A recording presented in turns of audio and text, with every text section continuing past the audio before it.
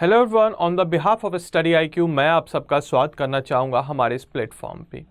जैसा कि आप सब लोग मेरे पीछे थंबनेल देख ही रखे होंगे, स्टेट पीसीएस की तैयारी के लिए आप सबके लिए फुली डेडिकेटेड एक चैनल स्टडी आईक्यू पीसीएस आप सबके लिए सामने लॉन्च हो चुका है। तो इस चैनल को सब्सक्राइब कीजिए और इस वीडियो अच्छी लगी तो इस वीडियो को लाइक ज़रूर कीजिएगा, क्योंकि अब एसडीएम बनना हो गया आसान। क्योंकि हमारा चैनल का मोटो है कि अब एसडीएम हम बन के रहेंगे, ये हमारे चैनल का मेन मोटो है और आपके सपनों के साथ हम सब हमेशा आपके साथ हमेशा रहेंगे।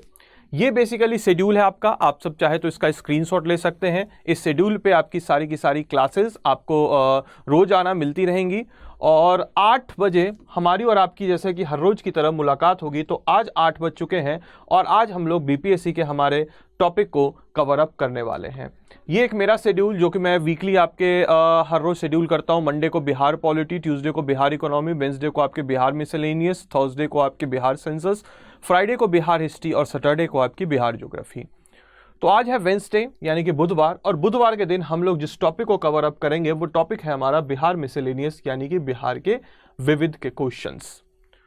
तो ये टॉपिक एक ऐसा टॉपिक है जिस टॉपिक से अमूमन बीपीएससी लगभग 1-2 क्वेश्चंस आपके पूछ लेता है, बट इसके मटेरियल्स और इसके जो आपके स्टडी मटेरियल्स जो हैं वो बहुत ही कम आपके मार्केट में अवेलेबल हैं। बट हम लोगों ने इस पोर्शन को भी आपके एक वेटेज दिया, क्योंकि अगर आप बीपीएससी प्रीलिम्स एग्जाम को देखिए तो वेटेज ऑफ बिहार मिसलेनियस को तो 67 बीपीएससी प्रीलिम्स में अगर आप देखिए तो 2 क्वेश्चन यहाँ से पूछे गए हैं।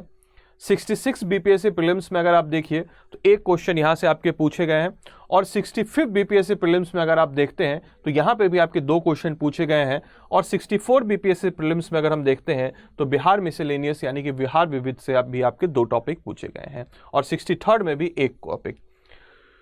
इससे हम अगर एक एवरेज निकालते हैं तो तकरीबन आपके 1 से 2 क्वेश्चंस आपके बिहार मिसलेनियस के इस टॉपिक से आपके अमूमन पूछे जाते हैं ऑन एन एवरेज, जो कि कुछ मतलब कि एक इम्पॉर्टेंट टॉपिक तो बनाता ही है। साथ ही साथ बिहार मिसलेनियस के अगर हम लोग टॉपिक्स को देखें तो कुछ ज़्यादा पढ़ना नहीं है, कुछ फैक्चुअल चीज़ें हैं हमारे बिहार के कल्चर के बारे में, बिहार के फेस्टिवल्स के बारे में, बिहार के इमिनेंट पर्सनालिटीज़ के बारे में, उसके बारे में हम लोग को जानना है। और उसके जानने के बाद हमारे 1 से 2 नंबर इंश्योर कर देगा ये सारे टॉपिक, और जो कि मैं आप सबके सामने आपके वेंसडे को लेकर के आता हूँ।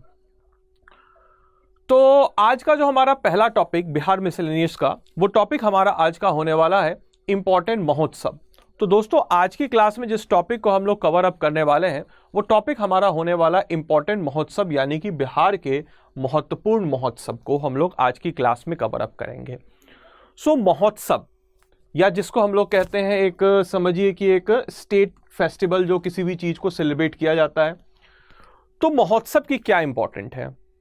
तो सबसे पहले अगर हम लोग बात करें कि महोत्सव हम लोग सेलिब्रेट क्यों करते हैं, तो ये कॉमन आइडेंटिटी हम सब के अंदर आती है कि हम सब लोग एक जगह रहते हैं, और उस जगह पे रहने के कारण उस जगह को कंजर्व करने के लिए, बचाने के लिए, उसको पर्यटन में लाने के लिए, ताकि आपके देश विदेश हमारे बिहार के ही लोग वहाँ पे जाएं, पर्यटन के हिसाब से उसको काफ़ी ज़्यादा एक प्रोत्साहन मिले उस जगह को। तो इसीलिए इस सारे इंपॉर्टेंट महोत्सव जो है हम बिहार में सेलिब्रेट करते हैं।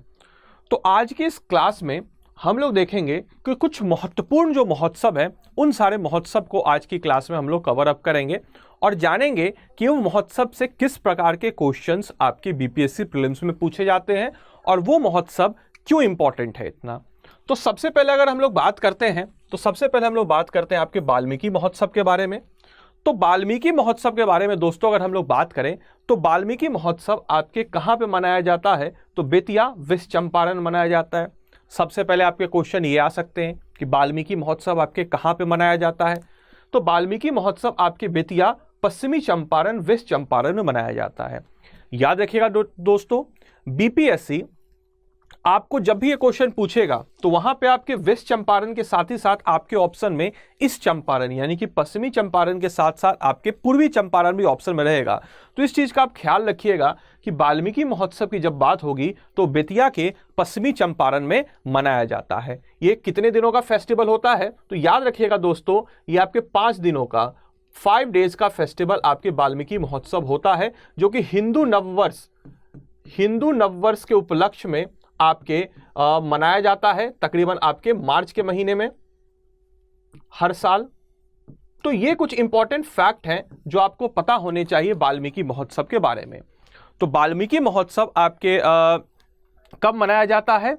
तो हिंदू न्यू ईयर, हिंदू नववर्ष के टाइम पे 5 दिनों का फेस्टिवल होता है। कहाँ पे मनाया जाता है? तो बेतिया, वेस्ट चंपारण में आपको ये त्यौहार मनाया जाएगा। किस जगह पे? इसका एक पार्टिकुलर जगह कहाँ है? तो वाल्मीकि धाम। याद रखिएगा दोस्तों, वाल्मीकि धाम।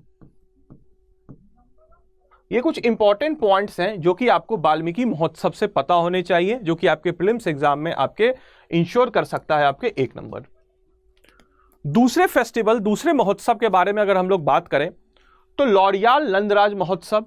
तो लौरियाल नंदराज महोत्सव जो है ये भी आपके कहाँ पे मनाया जाता है? तो ये भी आपके बेतिया में इसको सेलिब्रेट किया जाता है।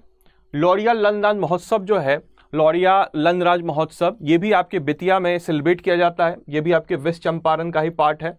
यहाँ पे भी बीपीएससी आपके साथ ट्रिक कर सकती है कि वो पूछ सकती है कि बताओ भाई कि लौरियाल नंदराज महोत्सव जो है ये महोत्सव आपके किस जगह मनाई जाती है? तो आपको बताना है वेस्ट चंपारण मनाई जाती है, बेतिया में मनाई जाती है। अब ये सवाल है कि ये बेतिया में, वेस्ट चंपारण में किस लिए मनाई जाती है, क्या है? तो यहां पे आपको लौरियाल नंदराज में आपको अशोका का एक पिलर मिलेगा। ये दिख रहा होगा आपको इमेज, यहां पे अशोका का एक पिलर आपको यहां पे नजर आता हुआ नजर आएगा, जो कि तकरीबन आपके 2300 साल पुराना है,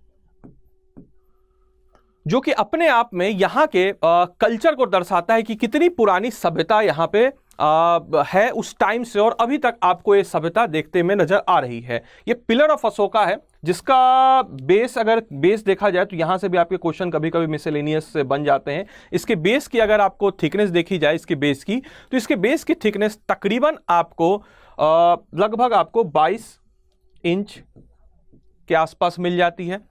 और अगर हम लोग बात करते हैं ऊपर की तरफ, जो इसका ये है, ये आपको मिल जाता है, जो ऊपर का जो जहां पे ये शेर आपको नजर आ रहा है, ये तकरीबन 22 इंच, और ये आपका 35 इंच, 35 इंच, ये आपका 35 इंच हो जाएगा। तो ये आपके चौड़ाई इसकी नजर आ जाएगी। यहां से भी आपके अमूमन बीपीएससी क्वेश्चन पूछ सकता है। तो इन सब जो हमारे हेरिटेज साइट्स हैं, इन सबको कंजर्व करने के लिए, लोगों तक पहुंचाने के लिए कि भाई हमारे बिहार में ये सारी चीजें हैं, ये महोत्सव मनाया जाता है, लौरियाल नंदराज महोत्सव। इसके अलावा ये एक इमेज आपको यहां पे दिख रहा होगा। ये जो इमेज है ये बेसिकली आपके बुद्धा स्तूपा की इमेज है, जिसके अवशेष अभी आपको दिख रहे होंगे, थोड़े से पड़े हुए हैं इनके अवशेष ये। तो इनको कंजर्व करने के लिए, ताकि जो आने वाली पीढ़ियां हैं या फिर जो हमारी जो पीढ़ियां हैं, वो पीढ़ियों को पता चले कि हमारे बिहार के बेतिया में, या बिहार के बेतिया में जो कि आपके वेस्ट चंपारण में आता है, वहाँ पे ये सारी चीज़ें, हेरिटेज चीज़ें आपको नज़र आती है। इसीलिए हम लोग लौरिया नंदराज महोत्सव सेलिब्रेट यहाँ पे हम लोग करते हैं।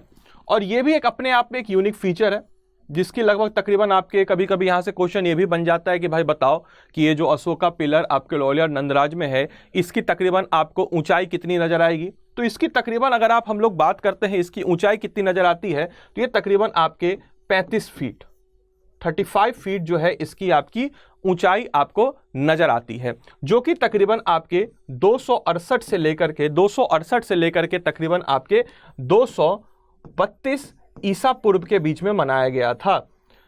तो ये तकरीबन आपके 2300 साल पुरानी आपकी पिलर है, जो कि अपने आप में एक यूनिक फीचर है। आज की डेट में देखा जाए तो भाई कोई एक बिल्डिंग या मकान जो है 70 से 80 साल तक जाते आते पुरानी हो जाती है, और इतनी पुरानी आपकी जो पिलर है अशोका के द्वारा बनाया गया, वो अभी तक आपके मौजूद है। तो इसी को कंजर्व करने के लिए हम लोग लौरिया नंदराज महोत्सव आपके सेलिब्रेट करते हैं। अगला जो है दोस्तों हमारा, वो है हमारा केसरिया महोत्सव। अब ये जो केसरिया महोत्सव है, इसको हम लोग कहाँ पे सेलिब्रेट करते हैं? वो था आपके वेस्ट चंपारण, ये है आपके ईस्ट चंपारण। इस चंपारण के मोतिहारी जो कि आपके इस चंपारण में पड़ता है, यहाँ पे बेसिकली हम लोग इसको सेलिब्रेट करते हैं। केसरिया महोत्सव को हम लोग सेलिब्रेट करते हैं। केसरिया महोत्सव अपने आप में एक बहुत ही ज़्यादा महत्वपूर्ण हेरिटेज साइट है। ये बेसिकली जो पूर्वी चंपारण जिला है उसके ऐतिहासिक धरोहर में से एक आता है, जहां पे अगर आप देखिएगा तो एक बहुत ही पुरानी विरासत है। इसको बेसिकली आपके 1998 में पुरातत्व विभाग आर्कियोलॉजिकल डिपार्टमेंट द्वारा इसको एक्सकवेट किया गया और उसके बाद से हमें यह पता चला ये जो यहाँ पे बौद्ध का स्तूप है ये सबसे ऊंचा, याद रखिएगा दोस्तों, सबसे ऊंचा बौद्ध स्तूप जो है ये बेसिकली आपको यहाँ पे है। और इसके मिलने के बाद जो बिहार में टूरिज्म है वो और ज़्यादा बढ़ने के चांसेज हैं और इसी टूरिज्म को बढ़ाने के लिए, इसी पर्यटन को बढ़ाने के लिए केसरिया महोत्सव हम लोग हर साल मोतिहारी में, जो कि इस चंपारण जिले में, हम लोग सेलिब्रेट करते हैं। यहां से बीपीएससी प्रीलिम्स में क्वेश्चन पूछा जा सकता है कि बताओ भाई कि सबसे ऊंचा बुद्ध स्तूप कहां पे है, तो आपको जवाब दे देना है भाई मोतिहारी जिले में है, मोतिहारी में है, और जो कि कहां पे है तो इस चंपारण जिले में आपको देखने को मिलता है। इसके बाद अगले महोत्सव की बात हम लोग करें तो अगला महोत्सव है हमारा वैशाली महोत्सव।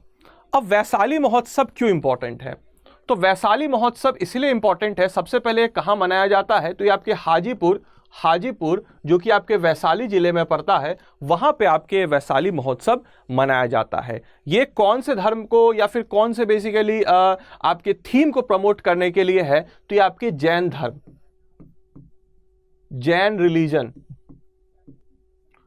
रिलीजन के लिए जो वैशाली वाला जगह है, वैशाली बहुत ही ज़्यादा इंपॉर्टेंट है, क्योंकि मैं आपको बताना चाहूँगा ये वही जगह है जहाँ पे 24 नंबर के जो जैन तीर्थंकर थे, 24 नंबर के जो जैन तीर्थंकर थे महावीर, जैन तीर्थंकर महावीर, इन्होंने बेसिकली यहां पे अपने जिंदगी के काफी समय, लगभग आपके 30 साल 30 इयर्स स्पेंड किए थे महावीर ने।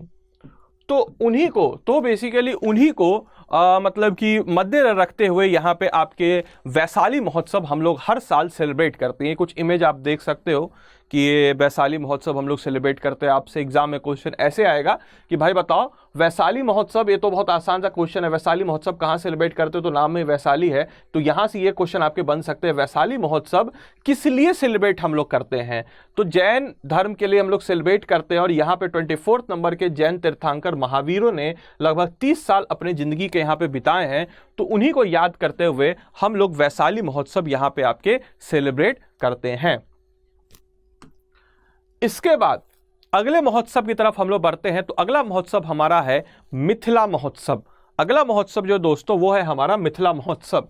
ये मेरे पीछे आप लोग मिथिला पेंटिंग देख रखे होंगे, बहुत ही खूबसूरत पेंटिंग है, अपने आप में विश्व प्रसिद्ध पेंटिंग जिसको हम लोग कह सकते हैं।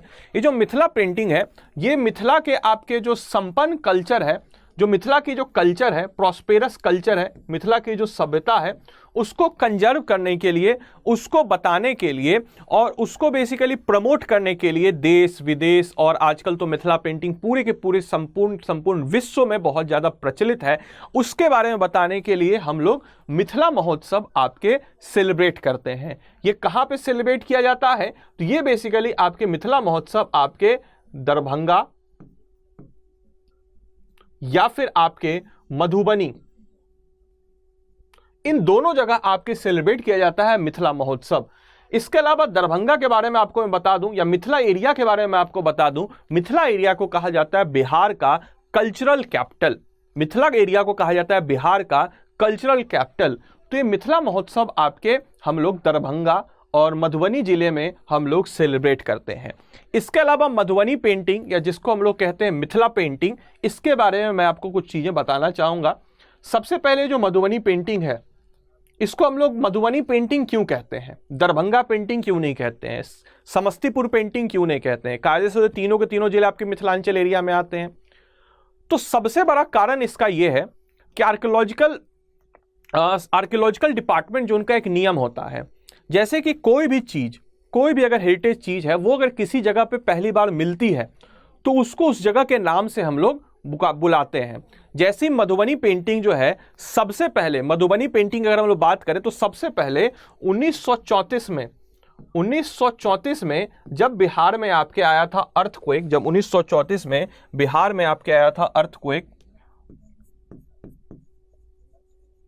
यानी कि भूकंप, तो उस भूकंप के दौरान अर्थक्वेक जब आया था, तो उस भूकंप के दौरान जब आपके विलियम जी आर्चर, ये भी नाम याद रखिएगा, विलियम जी आर्चर, ये जब बेसिकली आपके जब मधुबनी वाले एरिया में घूम रहे थे, जायजा ले रहे थे, तो उनको ये पेंटिंग घरों में मिली और तब से पूरी दुनिया के सामने इतनी शानदार, इतनी खूबसूरत सी पेंटिंग पूरी की पूरी दुनिया के सामने आपको आते हुए देखने को मिल जाती है। तो तब से लेकर के मिथिला पेंटिंग बहुत ही ज़्यादा प्रसिद्धि की तरफ बढ़ जाती है और आज के डेट में पूरे के पूरे विश्व में मिथिला पेंटिंग जानी जाती है। तो ये मधुबनी एरिया में इनको ये मिलता है। तो इसीलिए जो नियम था कि भाई आर्कियोलॉजिकल डिपार्टमेंट का, कि भाई कोई भी जगह या कोई भी जो हेरिटेज चीज़ है वो अगर किसी जगह पे मिल जाती है तो उसको उस जगह के नाम से ही हम लोग बुलाते हैं। तो इसीलिए मधुबनी पेंटिंग या मिथिला पेंटिंग को हम लोग मधुबनी पेंटिंग भी कहते हैं। सेम थिंग आपके इंडस वैली सिविलाइजेशन, सिंधु घाटी सभ्यता में भी आता है। वहां पे सबसे पहले हड़प्पा जगह मिलती है तो हम लोग उसको हड़प्पा वैली सिविलाइजेशन भी कहते हैं, हड़प्पा घाटी सभ्यता भी कहते हैं। तो याद रखिएगा दोस्तों, बहुत ही इंटरेस्टिंग इंफॉर्मेशन मैंने आप लोग को दिया है। अगले महोत्सव की हम लोग बात करते हैं तो अगले महोत्सव जो है वो है हमारे विक्रमशिला महोत्सव।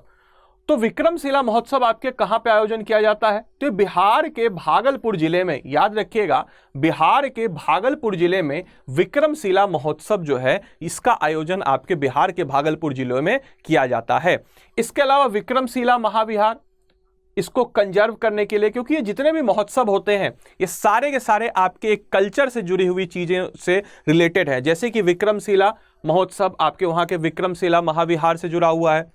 तो विक्रमशिला महाविहार की जब चर्चा हुई है तो एक और चीज मैं आप लोग को बता दूं विक्रमशिला महाविहार के बारे में, जो कि आपके एग्जामिनेशन पॉइंट ऑफ व्यू से इंपॉर्टेंट बन जाता है कि विक्रमशिला को सबसे पहले एस्टेब्लिश किसने किया था, किसके दौरान एस्टेब्लिश हुआ था? तो पाला रूलर्स के दौरान विक्रमशिला महाविहार जो है ये पाला रूलर्स के दौरान आपके एस्टेब्लिश्ड होता हुआ नजर आता है। पाला रूलर्स में भी कौन से ऐसे राजा हैं जिनके दौरान ये होता है? तो पाला रूलर्स के जो पाला डायनेस्टी के एक राजा थे धर्मपाल, उन्होंने विक्रमशिला महाविहार को एस्टेब्लिश किया था। अगर इसका हम लोग टाइमलाइन देखते हैं तो 788 एडी से लेकर के तकरीबन आपको 820 एडी के बीच में ये महाविहार आपके बनती है। और इसी कल्चर, इतने पुराने कल्चर को हम लोग एक महोत्सव से जोड़ते हैं ताकि यहाँ पे भी लोगों का टेंशन हो, लोगों को पता चले कि भाई ये महोत्सव बन रहा है और न्यूज़ में आए, और लोग फिर यहाँ पे पर्यटन की दृष्टि से भी ये सारे एरिया को बहुत ही ज़्यादा हम लोग एक प्रॉस्पेरस तरीके से देखें। इसके अलावा अगर हम लोग बात करते हैं विक्रमशिला महाविहार से, तो आप लोग से एक सवाल है, मेरा प्रश्न है कि भाई बताइए विक्रमशिला महाविहार को डिस्ट्रॉय किसने किया, यानी कि विक्रमशिला महाविहार को खत्म किसने किया और कब किया तो मैं बता देता हूं। 1193 में इसको डिस्ट्रॉय किया गया। किसके द्वारा? क्वेश्चन मार्क है, ये आप लोग का होमवर्क है, ये आप लोग कमेंट बॉक्स में जरूर लिखिएगा। अगले महोत्सव की तरफ हम लोग बढ़ते हैं। तो अगला जो महोत्सव है हम लोग का वो है आपके मदार महोत्सव, यानी कि मदार महोत्सव से सबसे पहले आपके क्वेश्चन बन सकते हैं, भाई बताओ मदार महोत्सव कहां मनाया जाता है? तो मदार महोत्सव दोस्तों आपके बांका में मनाया जाता है। जो कि बांका कहां पे है आपके, कहां पे है? तो बिहार में बांका जिले में, जो कि एक दक्षिणी बिहार का एक जिला है, वहां पे बेसिकली आपके मदार महोत्सव को हम लोग सेलिब्रेट करते हैं। अब एक सवाल आपके दिमाग में बन रहा होगा कि मदार महोत्सव बांका जिले में सेलिब्रेट किया जाता है, लेकिन कहां किया जाता है और इसका नाम क्यों है मदार? तो मदार जो है बेसिकली है क्या? तो मदार एक हिल है, पहाड़ी है, ठीक है। मदार एक हिल है, ये देखिए आप बैकग्राउंड में इमेज दिख रहा होगा, ये मदार महोत्सव का इमेज है, फोटो देखिए, चित्र यहाँ पे देखिए, मदार महोत्सव के पीछे मदार हिल है, मदार की पहाड़ियाँ हैं। इन पहाड़ियों के ऊपर हम लोग क्या करते हैं, यहाँ पे बहुत ही बड़ा एक मेला लगता है और इस मेले में हम लोग मदार महोत्सव बनाते हैं, जो कि आपके 14 या फिर 15 जनवरी के दिन, जिसको हम लोग मकर संक्रांति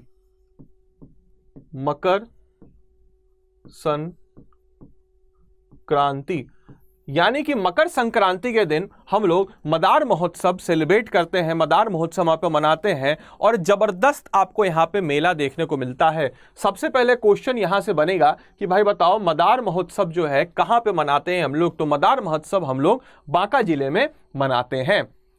इसके अलावा अगले महोत्सव की तरफ हम लोग बढ़े तो अगला जो महोत्सव है हम लोग का वो है आपके वनावर महोत्सव।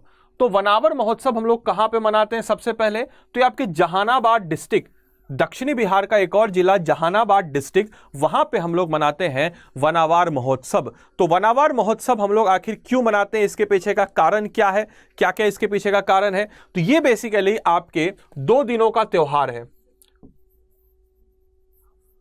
2 डेज का ये त्योहार है जो कि आपके जहानाबाद डिस्ट्रिक्ट में मनाया जाता है वनावार महोत्सव। ये अपने आप में यहाँ के कल्चर को, यहाँ के बेसिकली हेरिटेज को दिखाने के लिए ये हम लोग यहाँ पे सेलिब्रेट करते हैं। और ये कहाँ पे आपके होता है? तो जहानाबाद के डिस्ट्रिक्ट में। ये बीपीएससी का प्रीवियस ईयर क्वेश्चन भी है कि वनावार महोत्सव हम लोग कहां पे मनाते हैं। तो वनावार महोत्सव हम लोग को जहानाबाद जिले में, बिहार, दक्षिणी बिहार का एक जिला है जहानाबाद, वहां पे हमें देखने को मिलता है। इसके अलावा अगले महोत्सव की तरफ हम लोग बढ़े और आज का आखिरी महोत्सव वो है आपके तपोवन महोत्सव। तो तपोवन महोत्सव हम लोग कहां पे मनाते हैं? ये भी आपके एग्जामिनेशन पॉइंट ऑफ व्यू के लिए बहुत ज्यादा अति महत्वपूर्ण क्वेश्चन है।